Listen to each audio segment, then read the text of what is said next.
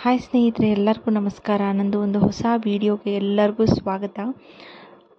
ನಾನಿವತ್ತು ನಿಮಗೆ ಹೇಳೋಕೆ ಬಂದಿರೋ ಮಾಹಿತಿ ನಿಮಗೆ ಆಲ್ರೆಡಿ ಗೊತ್ತೇ ಇದೆ, ತಮ್ಮನೇಲಲ್ಲಿ ನೋಡಿರ್ತೀರ.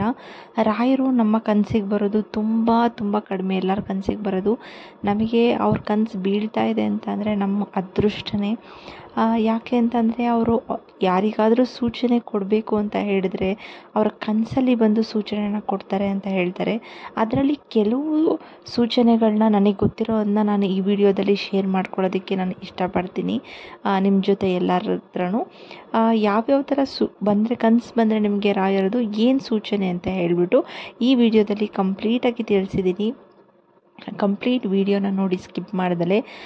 ಇನ್ನೂ ನನ್ನ ಚಾನಲ್ಗೆ ಯಾರು ಸಬ್ಸ್ಕ್ರೈಬ್ ಆಗಿಲ್ಲ, ನಿಮಗಿದೇ ಥರ ವೀಡಿಯೋಸ್ ಬೇಕು, ಈ ರಾಯರ ಬಗ್ಗೆ ತಿಳ್ಕೋಬೇಕು, ರಾಯರ ಪವಾಡಗಳ ಬಗ್ಗೆ ಬೇಕು ಅಂತಂದರೆ ದಯವಿಟ್ಟು ನನ್ನ ಚಾನಲ್ಗೆ ಸಬ್ಸ್ಕ್ರೈಬ್ ಮಾಡಿಕೊಡಿ. ಇದೇ ಥರ ನನ್ನ ಚಾನಲ್ನ ಸಪೋರ್ಟ್ ಮಾಡ್ತಾಯಿರಿ. ಯಾರಾದರೂ ರಾಘವೇಂದ್ರ ಭಕ್ತರಿದ್ದರೆ ದಯವಿಟ್ಟು ಅವ್ರಿಗೂ ಕೂಡ ಇದನ್ನು ಶೇರ್ ಮಾಡಿ. ಅವ್ರಿಗೂ ಕೂಡ ತುಂಬ ಹೆಲ್ಪ್ ಆಗುತ್ತೆ ಇದರಿಂದ. ಅವ್ರಿಗೂ ಕೂಡ ಇನ್ನೂ ಹೆಚ್ಚು ರಾಯರ ಭಕ್ತಿ ಎಲ್ಲರೂ ಕೂಡ ರಾಯರ ಕೃಪೆಗೆ ಪಾತ್ರ ಆಗೋಣ. ಎಲ್ಲರಿಗೂ ಕೂಡ ರಾಘವೇಂದ್ರ ಸ್ವಾಮಿಗಳು ಒಳ್ಳೇದು ಮಾಡಲಿ ಅಂತ ಹೇಳಿ ನಾನು ಈ ವಿಡಿಯೋನ ಶುರು ಮಾಡ್ತಾಯಿದ್ದೀನಿ. ಏನಾದರೂ ನಿಮ್ಮ ಕನಸಲ್ಲಿ ರಾಯರು ಬಂದಿದ್ದಾರೆ ಅಂತ ಹೇಳಿದ್ರೆ, ಅಂದರೆ ಯಾವ ಥರ ಬಂದಿದ್ದಾರೆ ಅಂದರೆ, ನಿಮಗೆ ಅಕ್ಷತೆ ಕೊಡೋ ರೂಪದಲ್ಲಿ ಏನಾದರೂ ಬಂದಿದ್ದಾರೆ, ಇಲ್ಲ ಏನೋ ಒಂದು ವಸ್ತುನ ನಿಮಗೆ ಕೊಡ್ತಾ ಇದ್ದಾರೆ ಅನ್ನೋ ಥರ ಕನಸು ನಿಮಗೆ ಬಿದ್ದಿದ್ರೆ ನಿಮಗೆ ಆದಷ್ಟು ಬೇಗ ಧನಾಗಮನ ಆಗುತ್ತೆ ಅಂತ ಹೇಳಿಬಿಟ್ಟು ಈ ಕನಸಿನ ಅರ್ಥ ಆಗಿರುತ್ತೆ. ಮತ್ತು ಕೆಲವು ಸಲ ನಿಮಗೆ ರಾಘವೇಂದ್ರ ಸ್ವಾಮಿಗಳು ಹಾಗೆ ಕನಸಲ್ಲಿ ಬಂದಿರ್ತಾರೆ, ಇಲ್ಲ ನಿಮಗೆ ಬೃಂದಾವನ ಕನಸಲ್ಲಿ ಬಂದಿರುತ್ತೆ, ಇಲ್ಲ ಅಂತಂದರೆ ನೀವು ಬೃಂದಾವನಕ್ಕೆ ಆರತಿ ಮಾಡೋ ಥರ ಇರ್ಬೋದು, ನೀವು ಬೃಂದಾವನ ನೋಡ್ತಾ ಇರ್ಬೋದು, ಏನಾದರೂ ಪೂಜೆ ಮಾಡ್ತಾ ಇರ್ಬೋದು. ಈ ಥರ ಏನಾದರೂ ಕನಸಲ್ಲಿ ಬಂತು ಅಂತ ಹೇಳಿದ್ರೆ ನೀವು ಆದಷ್ಟು ಬೇಗ ರಾಯರ ಮಠಕ್ಕೆ ಹೋಗ್ತೀರಾ ಅಂತ, ಅಂದರೆ ಮಂತ್ರಾಲಯಕ್ಕೆ ಶೀಘ್ರದಲ್ಲಿ ಹೋಗಿ ಬರ್ತೀರಾ ಅಂತ ಹೇಳಿ ಆ ಕನಸಿನ ಅರ್ಥ. ನಿಮಗೆ ಫ್ರೀ ಆಗಿದ್ದರೆ ಫ್ರೀ ಮಾಡಿಕೊಂಡು ನೀವು ರಾಯರ ಮಠಕ್ಕೆ, ಅಂದರೆ ಶ್ರೀಮಠ ಮಂತ್ರಾಲಯಕ್ಕೆ ಹೋಗಿ ದರ್ಶನ ಮಾಡ್ಕೊಂಬನ್ನಿ, ತುಂಬ ಒಳ್ಳೆಯದಾಗುತ್ತೆ. ಇಲ್ಲ ಅಂದರೆ ನೀವು ಏನಾದರೂ ಹೆಜ್ಜೆ ನಮಸ್ಕಾರ ಹಾಕ್ತಾ ಇರೋದು, ಇಲ್ಲ ಪ್ರದಕ್ಷಿಣೆ ಹಾಕ್ತಾ ಇರೋದು, ಉರುಳು ಸೇವೆ ಮಾಡ್ತಾ ಇರೋದು, ಈ ಥರ ಏನಾದರೂ ನಿಮ್ಮ ಕನಸಲ್ಲಿ ಬಂದರೆ, ಈ ಥರ ಏನಾದರೂ ನಿಮಗೆ ಕನಸಲ್ಲಿ ಬಂದರೆ ಅಂದರೆ ನೀವು ಏನೋ ಒಂದು ಮಾಡಿರೋ ಹರಕೆನ ಮರ್ತಿದ್ದೀರ, ರಾಯರಿಗೆ ನೀವು ಕೊಟ್ಟಿರೋ ಮಾತನ್ನ ಮರ್ತಿದ್ದೀರಾ ಅಂತ ಹೇಳಿ ಅದನ್ನು ಆದಷ್ಟು ಬೇಗ ಅದನ್ನು ಸಂಪೂರ್ಣ ಮಾಡಬೇಕು ಅಂತ ಹೇಳಿ ಈ ಕನಸಿನ ಅರ್ಥ ಆಗಿರುತ್ತೆ.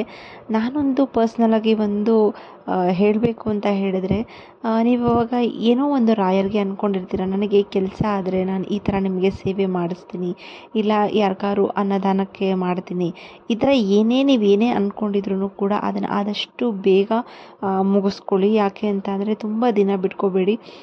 ಇವಾಗ ಕೆಲವೊಬ್ಬರನ್ನ ಶ್ರೀಮಠಕ್ಕೆ, ಅಂದರೆ ಮಂತ್ರಾಲಯಕ್ಕೆ ಬಂದು ಮಾಡ್ತೀನಿ ಹರಕೆನ ಅಂತಲೂ ಕೂಡ ಅಂದ್ಕೊಂಡಿರ್ತಾರೆ.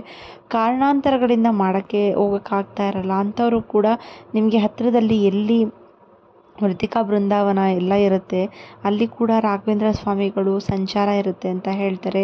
ಅಲ್ಲಿ ಹೋಗಿ ನೀವು ಅಟ್ಲೀಸ್ಟು ಅದನ್ನು ಸೇವೆಗಳನ್ನ ಕಂಪ್ಲೀಟ್ ಮಾಡೋ ಥರ ಮಾಡಿಕೊಡಿ. ಆಮೇಲೆ ನೀವು ಮಂತ್ರಾಲಯಕ್ಕೆ ಹೋದಾಗ ನೀವು ಮಾಡಿಸ್ಕೋಬೋದು. ಮತ್ತು ಅಟ್ಲೀಸ್ಟ್ ಆ ಥರ ಮಾಡಿದಾಗ ರಾಯರ ಕೃಪೆಗೆ ಪಾತ್ರರಾಗ್ತೀರಾ. ನೀವು ತುಂಬ ಒಂದು ವರ್ಷ ಟೈಮ್ ಕಳೆದ ಮೇಲೆ ಮಾಡಿಸೋಣ ಆಗ್ತಾಯಿಲ್ಲ ಅಂತ ಬಿಡಬೇಡಿ, ಆ ಥರ ಬಿಡೋಕ್ಕೆ ಹೋಗಬೇಡಿ. ರಾಯರಿಗೆ ಕೋಪ ಬರಲ್ಲ, ಅವರು ಎಲ್ಲರನ್ನೂ ಕೂಡ ತುಂಬ ಚೆನ್ನಾಗಿ ನೋಡ್ತಾರೆ. ಆ ಭಕ್ತರು ಇರ್ಬೋದು, ಈ ಭಕ್ತರು ಇರ್ಬೋದು ಅಂತ ನೋಡಲ್ಲ. ಅವ್ರನ್ನ ಭಕ್ತಿಯಿಂದ ಶ್ರದ್ಧೆಯಿಂದ ಯಾರು ಪೂಜೆ ಮಾಡ್ತಾರೆ ಅವರಿಗೆ ಖಂಡಿತವಾಗ್ಲೂ ರಾಯರು ಒಲಿತಾರೆ. ಈಗ ರಾಯರು ಆದಮೇಲೆ ನಾವು ರಾಯರನ್ನ ನಾವು ಯಾವ ಥರ ಇಟ್ಟಿದ್ದೀವಿ ಅದೇ ಥರ ಗುರುಗಳ ಸ್ಥಾನದಲ್ಲಿ ಇಟ್ಟು ನಾವು ಪೂಜೆ ಮಾಡಬೇಕು. ಅವ್ರಿಗೆ ನಾವು ಯಾವ ಥರ ಏನು ಅಂದ್ಕೊಂಡಿರ್ತೀವಿ, ಏನು ಸೇವೆ ಅಂದ್ಕೊಂಡಿರ್ತೀವಿ ಆದಷ್ಟು ಬೇಗ ಪೂರ್ಣ ಮಾಡೋದಕ್ಕೆ ಪ್ರಯತ್ನ ಪಡಿ. ರಾಯರಿಗೂ ತುಂಬ ಖುಷಿಯಾಗುತ್ತೆ, ಅವರು ಕೂಡ ನಿಮ್ಮ ಜೊತೆ ಸದಾ ಇರ್ತಾರೆ. ಮತ್ತು ನಿಮಗೆ ರಾಯರು ಕನಸಲ್ಲಿ ಬರ್ತಾನೆ ಇದ್ದಾರೆ, ಪದೇ ಬರ್ತಾ ಇದ್ದಾರೆ ಅಂತ ಹೇಳಿದ್ರೆ ನಿಮ್ಮ ಮೇಲೆ ರಾಯರ ಕೃಪೆ ಆಗಿದೆ ಅಂತ ಅರ್ಥ. ಅದಕ್ಕಿಂತ ಬೇರೆ ಇನ್ನೇನು ಬೇಕು ಹೇಳಿ? ಅದು ಬಿಟ್ಟು ಬೇರೆ ಇನ್ನೇನೂ ಇಲ್ಲ ಜೀವನದಲ್ಲಿ. ಎಂಥ ದೊಡ್ಡ ಏನೇ ದೊಡ್ಡ ಕನಸು ಹಿಡಿಯೋರಿರ್ಬೋದು, ಏನೇ ತೊಗೊಂಡಿರ್ಬೋದು, ಏನೇ ಮಾಡಿರ್ಬೋದು, ರಾಯರ ಕೃಪೆಗೆ ಪಾತ್ರರಾಗ್ತೀವಲ್ಲ ಅದು ಬಿಟ್ಟು ಬೇರೆ ಇನ್ನೇನೂ ಇಲ್ಲ. ಅವರೊಂದು ಕೃಪೆ ಇದ್ದರೆ ಸಾಕು, ನಮ್ಮ ಮೇಲೆ ಎಲ್ಲ ಕೂಡ ನಮಗೆ ಸಿಗ್ತಾ ಹೋಗುತ್ತೆ. ಮತ್ತು ನಾವು ರಾಯರನ್ನ ಭಕ್ತಿಯಿಂದ ಪೂಜೆ ಮಾಡಬೇಕಾದ್ರೆ ನಾವು ಹೀಗೆ ಮಾಡಬೇಕು ಹಾಗೆ ಮಾಡಬೇಕು ಅನ್ನೋದಕ್ಕಿಂತ ಅವ್ರ ಮೇಲೆ ಭಕ್ತಿ ಇರಲಿ, ಶ್ರದ್ಧೆ ಇರಲಿ, ನಿಷ್ಠೆಯಿಂದ ಪೂಜೆ ಮಾಡಿ, ಪ್ರೀತಿಯಿಂದ ಪೂಜೆ ಮಾಡಿ, ಖಂಡಿತವಾಗ್ಲೂ ನಿಮ್ಮ ಜೊತೆ ಅವ್ರು ಇದ್ದೇ ಇರ್ತಾರೆ. ಎಲ್ಲ ಕೆಲಸಗಳಲ್ಲೂ ಕೂಡ ನಿಮಗೆ ಯಶಸ್ಸನ್ನ ಕೊಡ್ತಾ ಹೋಗ್ತಾರೆ ಅಂತ ಹೇಳೋಕ್ಕೆ ಇಷ್ಟಪಡ್ತೀನಿ. ಆಮೇಲೆ ಅಟ್ಲೀಸ್ಟ್ ಗುರುವಾರನಾದರೂ ಅವರ ನಾಮಸ್ಮರಣೆ ಮಾಡ್ಕೋತಾ ಇರಿ. ಒಂದು 10 ನಿಮಿಷನಾದರೂ ನೀವು ರಾಯರ ಮಠಕ್ಕೆ ಹೋಗಿ, ನಿಮ್ಮ ಹತ್ತಿರದಲ್ಲೇ ಮನೆ ಹತ್ರ ಇರೋ ಮಠಕ್ಕೆ ಹೋಗಿ ಒಂದು 10 ನಿಮಿಷ ಕೂತ್ಕೊಂಡು ರಾಯರ ಧ್ಯಾನ ಮಾಡಿ ಬನ್ನಿ. ತುಂಬ ಮನಸ್ಸಿಗೆ ಸಮಾಧಾನ ಅನಿಸುತ್ತೆ. ನಾವು ಏನೇ ಟೆನ್ಷನಲ್ಲಿದ್ರೂ ಕೂಡ, ಯಾವುದೇ ಥರ ಟೆನ್ಷನ್ ಇದ್ರೂ ಕೂಡ ತುಂಬ ಮೈಂಡ್ ರಿಲೀಫ್ ಆಗುತ್ತೆ. ತುಂಬ ಹ್ಯಾಪಿಯಾಗಿರ್ತೀರ. ನಮಗೆ ದುಡ್ಡೇ ಇದ್ದು ಹ್ಯಾಪಿನೆಸ್ ಇರಬೇಕು ಅಂತ ಏನಿಲ್ಲ. ನಾವು ಮನಸ್ಸಿಂದ ಖುಷಿಯಾರೆ ನಮ್ಮ ಹತ್ರ ಏನಿದೆ ಅದರಲ್ಲಿ ನಾವು ಖುಷಿ ಪಡ್ಕೊಂಡು, ನಾವು ಬೇರೆಯವ್ರಿಗೂ ಅದರಲ್ಲೂ ಕೂಡ ಸಹಾಯ ಮಾಡಿಕೊಂಡು ತುಂಬ ಇರೋಷ್ಟು ನಮಗೆ ದುಡ್ಡಿದ್ದಾಗ ಆ ಖುಷಿ ಇರೋದಿಲ್ಲ. ಬೇಕಾದರೆ ನೋಡಿ ನೀವು ಒಂದ್ಸತಿ, ತುಂಬ ಚೆನ್ನಾಗಿರ್ತೀರ, ಹ್ಯಾಪಿಯಾಗಿರ್ತೀರ.